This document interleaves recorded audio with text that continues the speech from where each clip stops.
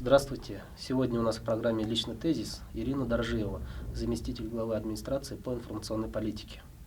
Здравствуйте. Здравствуйте, Ирина. Сегодня есть такая ситуация обеспокоенности о состоянии бурятского языка. Как вы лично рассматриваете этот вопрос? Что вы думаете об этом? Ну, проблема сохранения бурятского языка, она, конечно, очень актуальна. Это очень сложный вопрос. Я даже на своем личном примере могу сказать, насколько сложная ситуация и совершенно, готового решения или простого решения, как можно действительно добиться результата, чтобы наши дети говорили на бурятском языке. Нет, нужно его искать, конечно. Просто если говорить о себе, у меня сын, ему 9 лет. А у нас он воспитывался в семье, с бабушкой, с дедушкой жил со мной. Мы все говорим по-бурятски, но он, к сожалению, у нас, например, не говорит по-бурятски. Понятное дело, мы жили до его 7-летия в Москве, там не было языковой среды, но, в принципе, в семье была языковая среда. И при большом старании, конечно, можно было достичь результата, хотя бы чтобы он понимал. Но, к сожалению, этого нет. То есть, что-то тут, эту проблему можно разбить конкретной нашей семьи, на несколько частей. Первое — это мотивация родителей, мотивация старшего поколения, моих родителей, на то, чтобы их внук говорил по-бурятски. То есть ее не было, она была недостаточно. И это, наверное, та большая проблема, которая и наша вина в том, что ребенок сейчас не говорит по-бурятски. Понятное дело, что дальше мы переехали, то есть он в первый класс пошел уже в Бурятии в школу, и сейчас он изучает бурятский язык. Он изучает бурятский язык, по сути, как иностранный. То есть, естественно, он тоже не даст возможности говорить ему, в принципе, в будущем на бурятском языке. То есть, сейчас как минимум бабушка уже задумалась об этой проблеме, и мы, в принципе, понимаем, что нужно ребенка обучать бурятскому языку, и он сам пока проявляет интерес и желание. То есть, он может быть недостаточно, чтобы был какой-то прогресс. В целом, я думаю, что в республике, история нашей частной семьи, она, в принципе, я думаю, что во многих семьях такая же ситуация. Что делать? Сегодня очень хорошо Хамбалама сказал, на открытии Эхахалуманебаилик, что действительно все начинается с семьи. Каждый из нас должен почувствовать себя действительно ущербным, если мы не говорим на своем бурятском языке. И я думаю, что сейчас идет процесс, взрослое население, молодежь понимает это, осознание, оно приходит, и то, что сейчас эти проблемы озвучиваются достаточно с высоких трибун, что обсуждение и живая дискуссия идет в обществе, что это все в принципе хорошо, это говорит о том, что самосознание растет, и что люди понимают, что это проблема, и ей нужно заниматься, и об этом нужно задуматься. Скажите, пожалуйста, не считаете ли вы то, что именно развитие внешней среды, то есть внешней социальной среды и использование языка, оно преимущественно на русском языке. И бурятская культура просто не успевает адаптироваться к внешним условиям. Из-за этого ребенок вынужден все время находиться именно в этой среде. Из-за этого именно падает уровень владения и сохранности бурятского языка. Да, конечно, я с вами согласна. Почему? Потому что всегда, когда нет спроса на что-то, то есть нет мотивации. Соответственно, если ребенок и люди не видят необходимости жизненной в том, чтобы знать родной язык, то и они не изучают его. То есть если бы без знания бурятского языка человек бы не мог коммуницировать со своими ровесниками, там, со старшим поколением или еще где-то, то он вынужден был бы изучать язык, и, соответственно, ситуация была бы другая. Вот, например, в соседней Монголии вся вот эта среда внешняя, она соответствует внутренней среде и национальному самосознанию. То есть каждый монгол, он вырастает в этой среде, все гаджеты, все содержится на монгольском родном языке. Не думаете ли вы, что бурятам нужно стремиться двигаться именно в ту сторону? Ну, смотрите, сравнение с Монголией, оно несколько некорректно. Почему? Потому что Республика Бурятия является частью Российской Федерации, у нас 2 государственных языка, да. В Монголии монгольский основной язык, и, естественно, у них вся среда обитания и общения, средства общения, они все на родном языке.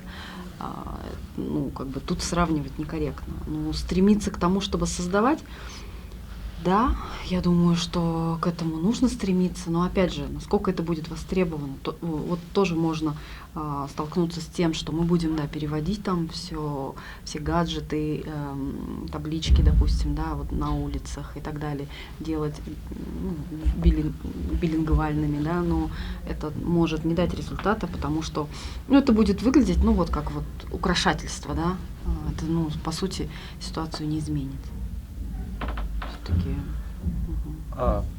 Планируется ли вообще в ближайшее время в Бурятии, например, какая-либо инновационная программа, например, не сотрудничество, а совместного продвижения бурятского языка, когда на уровне внутреннего использования, то есть внутрисемейного использования, оно как-то согласуется с какой-либо программой, то есть официально поддерживаемой сверху, информационная политика? Я не могу сказать... информационная. Ладно, будем говорить про мотивацию, да, именно в семьях и какое-то стимулирование, да, в семьях, говорить на бурятском. То есть не могу сказать, что это планируется, но у нас регулярно же проходят комиссии по бурятскому языку, да, при главе республики. И, в принципе, у нас есть и научное сообщество, и государственная программа по развитию бурятского языка. Этот вопрос нужно ставить. Я думаю, что он, в принципе, назрел. И насколько я знаю, и насколько я участвовала в дискуссиях на комиссиях по развитию бурятского языка при главе, как раз-таки основной постулат, да, основной тезис, который там обсуждается, что необходимо создавать языковую среду именно с младенчества. То есть мы ребенку, который уже вырос в среде, да, и говорит, то есть считает родным русский язык, то есть научить его в школе говорить по-бурятски мы не сможем. Нужно начинать создавать языковую среду именно в дошкольном образовании. И первые шаги уже были сделаны, да, то есть у нас идут доплаты воспитателям детских садов, которые занимаются обучением бурятского языка, там плюс 15 к окладу. То есть это осознанный шаг, и тезис о том, что нужно именно в дошкольном образовании делать акцент, он есть. А дальше уже в семье, это, конечно, сложно, нужно смотреть, нужно обсуждать. Я думаю, что, в принципе, нужно искать вариант, как это можно сделать, потому что пока эта идея, она интересная и правильная, как ее реализовать, наверное, будет не просто, но, опять же, это не значит, что нужно, как говорится, игнорировать этот момент. Да. Про какие-то конкретные планы говорить пока рано. Скажите, пожалуйста, шаги, предпринятые Санхой России по сохранению и развитию бурятского языка, например, в виде конкурсных программ, подобных Бурят ХЛН Надан, например, который сегодня проходит в Алагинском Дацане, стоит ли развивать именно подобное направление, то есть создавать дополнительные подобные конкурсные либо соревновательного типа, такие языковые, можно сказать, Ну, вот, игры, можно сказать. Да. вот этот конкурс Хылын-Мане Бойлик, да, он уже 31 раз проходит, и это на самом деле одно из там самых сильных, да, мероприятий, которые в принципе призваны, да, ну то есть цель которых там развитие и сохранение бурятского языка одно из самых сильных, потому что оно охватывает, то есть это не только про бурятский язык, это и про бурятские традиции, обычаи, да, а это про творчество. Я не думаю, что нужно создавать дополнительно, просто нужно усиливать этот конкурс, развивать, смотреть вперед, и чтобы он как бы не стагнировал, чтобы он развивался, чтобы больше был охват. Вот сегодня люди, которые уже ежегодно принимают участие в этих конкурсах в качестве там жюри и экспертов, они говорят о том, что в принципе из года в год участники практически, можно сказать, одни и те же. Соответственно, нужно смотреть, как сделать так, чтобы расширились, да, эти группы, то есть число участников расширилось. А это уже вопрос, да, у нас, как видим, и помещений там в Санхи, ну, в Волгинском Дацане не так много. Ну, то есть это вот, я думаю, что нужно идти именно в развитии, приобщать Улан-Удэнский. Может быть, имеет смысл, поскольку здесь сильные команды в основном из районов республики, да, ну, то есть и, наверное, первый лицей, интернат хорошие показатели, всегда хорошие результаты показывает, то, может быть, нужно делать какой-то городской конкурс, да, городской там, и Волгинский район, ну и пригородные районы, да, где уровень знаний может быть не так высок, но делать между ними какой-то конкурс, да, и оттуда уже отобравшиеся команды участвуют в этом уже общереспубликанском конкурсе. Да, нужно смотреть, как развивать уже имеющийся накопленный опыт и действительно там замечательную практику, которая была организована буддийской традиционной сангхой. Вот сейчас, например, бурятский язык находится в списке исчезающих языков ЮНЕСКО. То есть он признан уже серьезно уязвимым, в этой категории находится. И то есть, когда говорит на нем только самое старшее поколение, но среднее, старшее, ну, поколение, оно просто понимает, а дети как бы вообще не используют этот язык. Ну, вот такой уровень называется подвержены серьезной угрозе исчезновения. Как считаете, действительно ли вот ситуация по бурятскому языку как бы была адекватно оценена вот этой организацией ЮНЕСКО? Ну, я не буду комментировать там оценку именно ЮНЕСКО, да, понятное дело, у них есть там свои стандарты и своя экспертиза, но я, конечно же, человек, живущий в Бурятии, я понимаю, что проблема стоит, она стоит остро. И вот буквально мы на днях с моей мамой, она ученица русского языка, говорили об этой проблеме. И она говорит о том, что это еще с советских времен проблема накапливалась, ну, то есть какие-то системные были решения, которые усугубляли ситуацию, да, то есть если в свое время, то мой отец, он 50-го года рождения, изучал все предметы на бурятском языке, да, начиная от математики, геометрии, заканчивая природоведением. Потом это все потихонечку вымывалось из школьной программы, да. Я, например, обучалась до 4 класса, у меня все предметы были на бурятском языке. То есть, понятно, у меня уже базовые какие-то хотя бы знания есть, но при этом я не могу сказать, что я свободно говорю на бурятском языке, потому что применения нет бурятского языка только в семье, а все уже во внешней среде, везде говорю на русском языке, потому что, сейчас, при переезде в Бурятию, понятно, конечно, ситуация чуть-чуть поменялась, да, и более востребованный язык именно, в частности, вот в моем, да, личном. Но ситуация сложная, острая, и, конечно, тут системное, может быть, нужно решение. То есть я думаю, что она адекватна. Некоторые СМИ, представляющие бурятский язык, например, конкретно Бурят-Унэн, недавно один известный бурятский деятель культуры назвал Бурят-Унэн самым главным врагом бурятского языка, потому что оно находится в плачевном состоянии, так бы сказать, и работает больше для галочки, то есть не модернизируется. И то, что на нее очень сильно влияет цензура и самоцензура, из-за этого они не могут доносить не могут являться промежуточным, да, вот, пунктом между народом и, то есть, властями.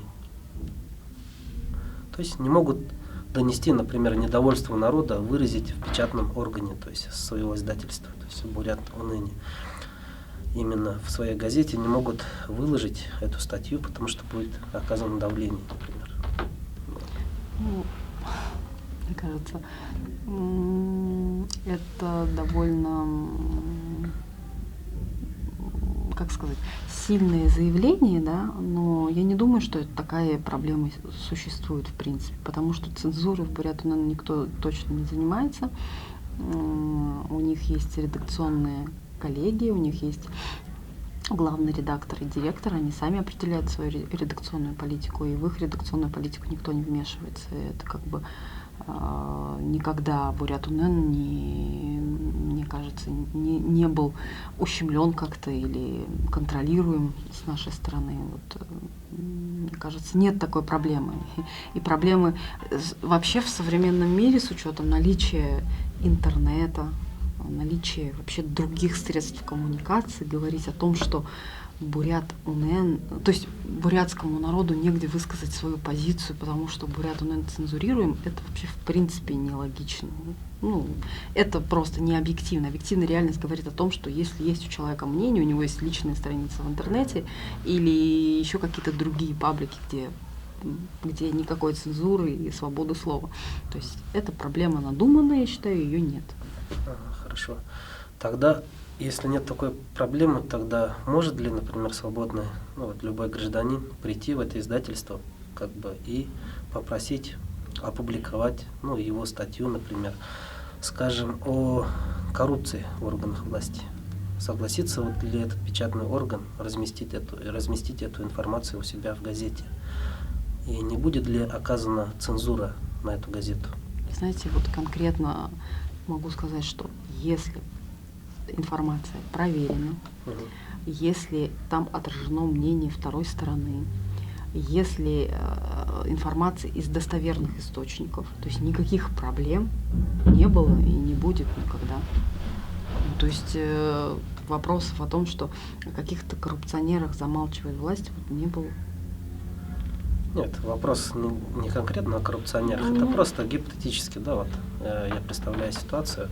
Нет, если, я еще раз говорю, есть всегда редакционная политика, должна быть, источники информации нужно проверить, да, то есть достоверный источник информации, проверить там конкретно. Ну, если это официальная информация, то, понятное дело, ее не нужно проверять, но нужно дать мнение второй стороны. А если это какие-то неподтвержденные слухи, соответственно, если они не подтверждаются какими-то официальными комментариями, то это уже право редакции брать на себя такую ответственность, потому что если это будет недостоверная информация, то всегда можно опровергнуть это, могут обратиться в суды и с претензиями о размещении там клеветы и так далее.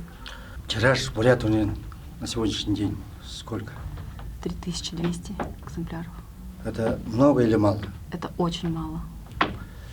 И вот всем известно, что 3000 это, если сравнить, самый читаемый Информполис номер 1, да, где тираж их уже близко 40 тысяч, 50 тысяч, да?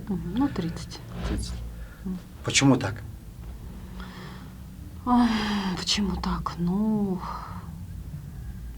Невысокая подписка, значит. Это подписки, то административное, да?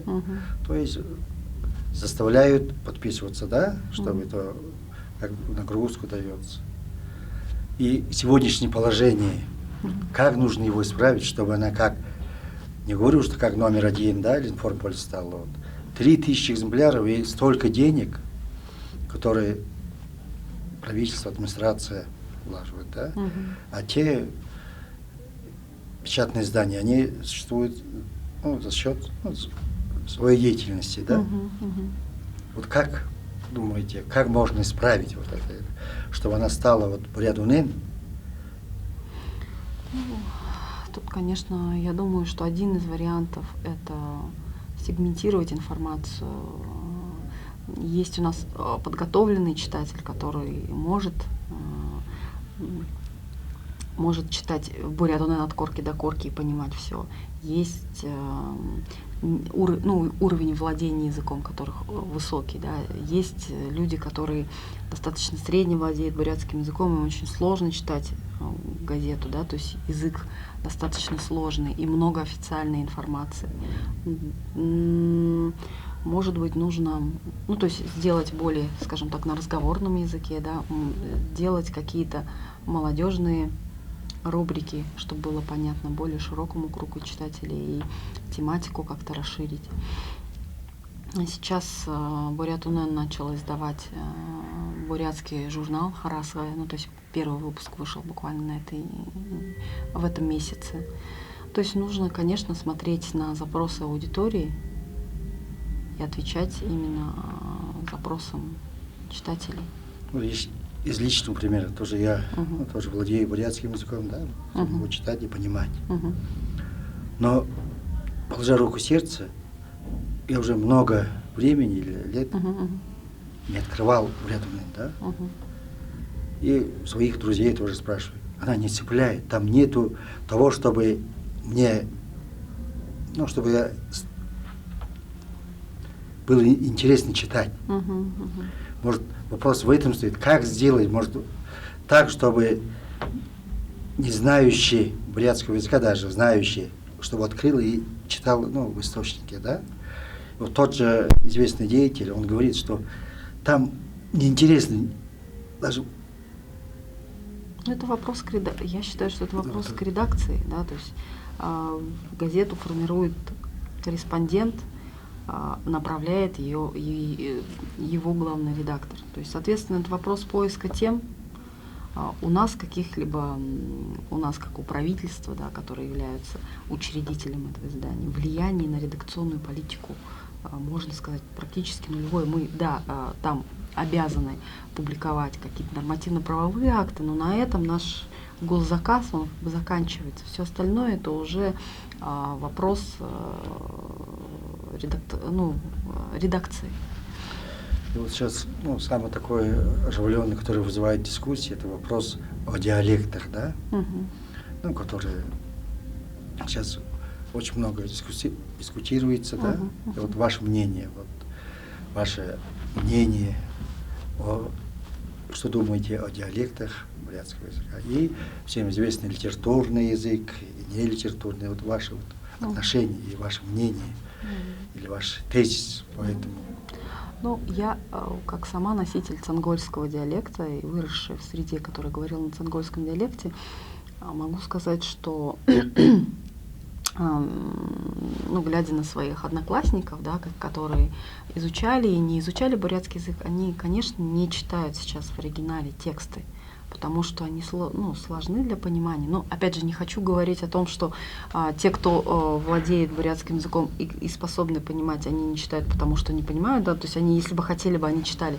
Но могу сказать также и то, что, в принципе, те, кто в идеале владеет бурятским языком, им нечего сейчас почитать, потому что для них вот основной печатный орган, который публикует информацию на бурятском языке, можно сказать, на недосягаемой для них высоте. Конечно, это вопрос, который существует, и сейчас вот те районные вкладки, которые начали делать, да, Нютавесонинот на кяхтинском диалекте и сельмегинском, вот один был выпуск, ну, это может быть ответ, нужно посмотреть, как это будет, насколько это будет востребовано. Если востребовано и будет вызывать интерес у читателей, то я думаю, что вкладки на диалектах и переводы, может быть, переложение, да, с литературного бурятского языка на диалекты текстов основных тоже нужно делать, если это будет находить отклик у читателей. Да, то, что диалекты — это, ну, достояние нашего народа, да, всем известно, что диалекты должны сохраниться. Но то, что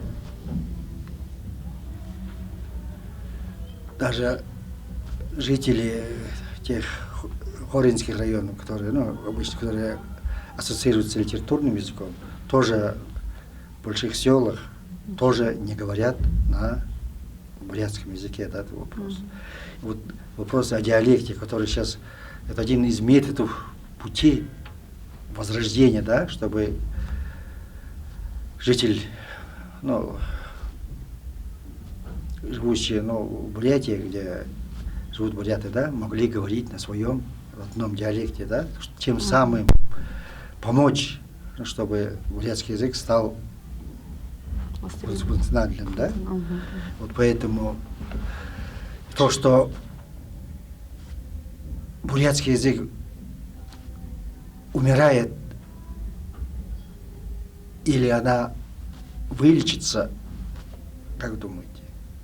Что бы вы сделали, чтобы оживить, вылечить?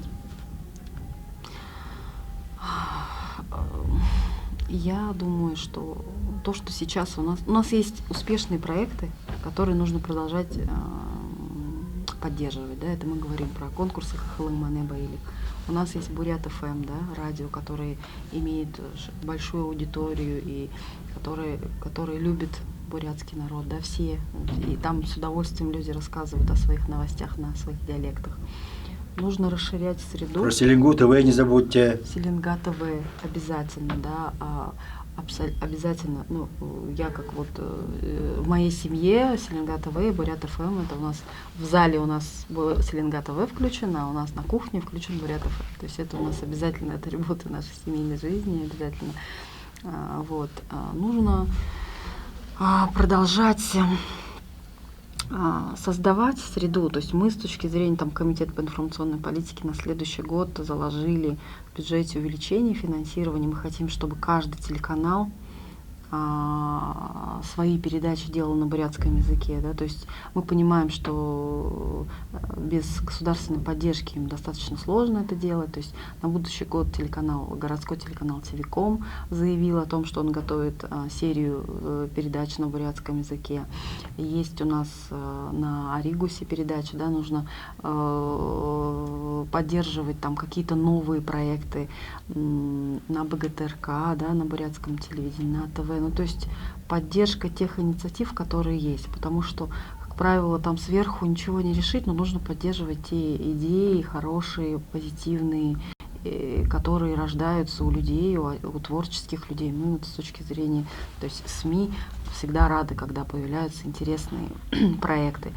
Жалко то, что ну, то есть мы ежегодно там разыгрываем гранты, а не всегда коллективы приносят именно действительно интересные проекты. Да? То есть нужно, чтобы эта среда жила, развивалась, ее поддерживать начинания. А какие-то глобальные вещи нужно переводить популярные мультфильмы на бурятский язык, да, то есть и на родителям заставлять своих детей смотреть на бурятском языке мультфильм. Это важная часть. Мы как родители, допустим, которые хотят, чтобы их дети владели английским языком, да, они начинают вот именно с детства показывают им мультфильмы на английском, так они его изучают. Вот у меня есть знакомая семья, которые живут в Америке. Они, ну, у них, естественно, вся среда англоговорящая, они хотят, чтобы дети говорили, ну, хотя бы на русском, да, они просто запрещено смотреть мультфильмы на английском языке. Они дома смотрят только на русском. И благодаря этому они хотя бы знают и говорят на родном русском языке. Ну, то есть я думаю, что среда должна быть, она должна развиваться, то есть создаваться, да, языковая среда. Потом мы говорим про профессиональные творческие коллективы, которые создают и творят на бурятском языке, да, то есть это и песенники, ну, создание песен, спектаклей, кинофильмов, это тоже нужно все поддерживать, потому что тоже без государственной поддержки, то есть должна создаваться творчество, ну, то есть действительно актуальная, да, и современная среда, именно, мы должны видеть и чувствовать, что бурятский язык развивается и создается, ну, новое творчество на бурятском языке. Например, наверное, немножко там на конкретных примерах скажу, да, есть замечательный проект Мунгун Хонханут, да, это молодежные, ну, прям вот, можно сказать, детские коллективы, которые создают, значит, клипы на бурятском языке, которые поют, и, что самое важное, они не не находятся вот в контексте прошлого, да, то есть они не поют там Араде Донуды, да, старинные бурятские песни, они создают современные бурятские песни, которые и снимают клипы современные. То есть мы говорим о создании современного бурятского контекста, да. То же самое должно быть и в театрах, и в музыке, да, то есть язык должен жить, развиваться и соответствовать сегодняшнему миру, да, современному миру. То есть вот это тоже должно поддерживаться, на мой взгляд, то есть и поощряться.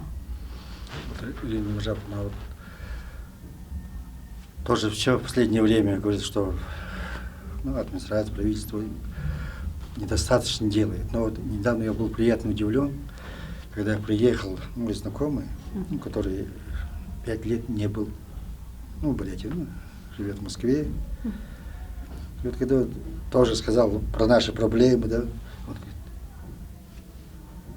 я был поражен, как изменилась за 5 лет жизнь в Бурятии, в Улан-Удэ. Что?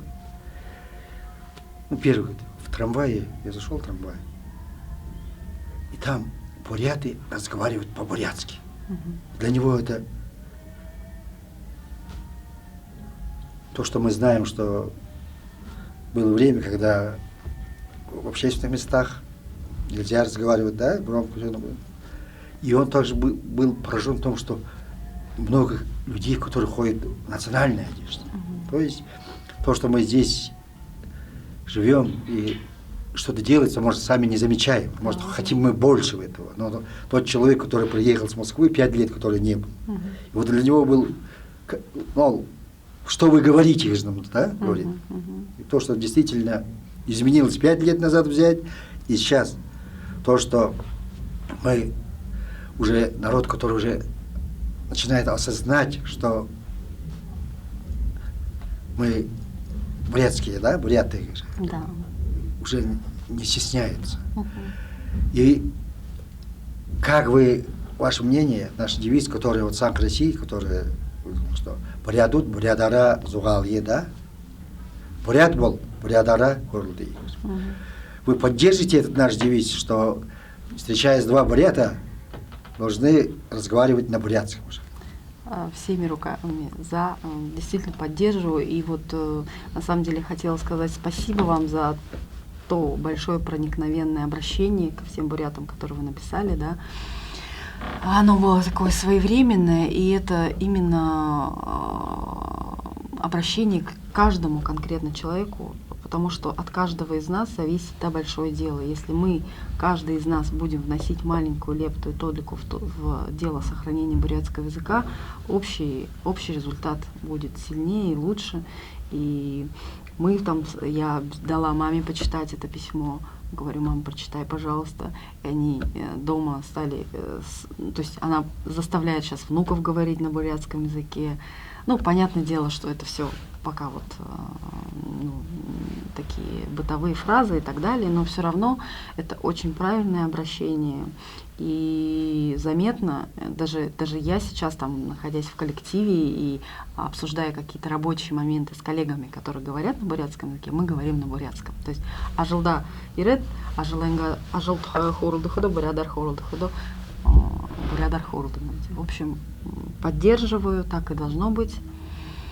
Каждая семья, каждый человек должен нести ответственность. Я думаю, Ирина Мажаповна, тот человек, который не владеет бурятским языком, должен, почувствовать, стыд, да, что не могу. То, что вот, что скрывать, вот, тоже недавно мы были, бываем часто в министерстве, да, образования, будем говорить, захожу и здороваюсь на бурятском языке, там, что сидят работники наши, бурятской национальности, и по-бурятски спрашиваю, они не понимают. И поэтому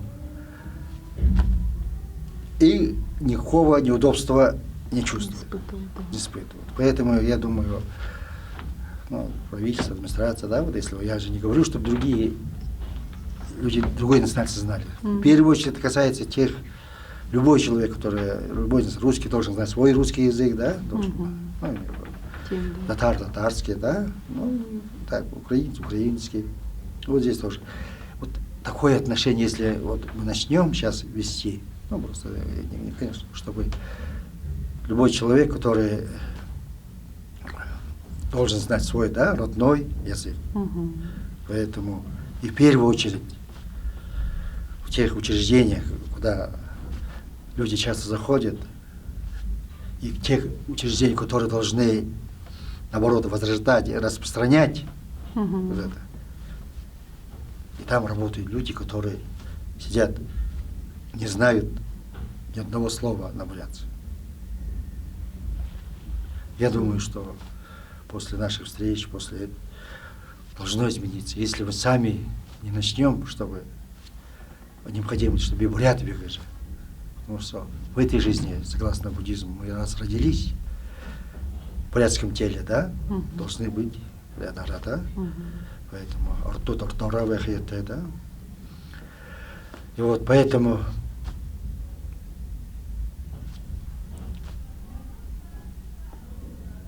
юнгышкылык бейт. Бурят бол, бурядара. Бурядара добрый. Сайн да. Спасибо. Сайн. Байрала.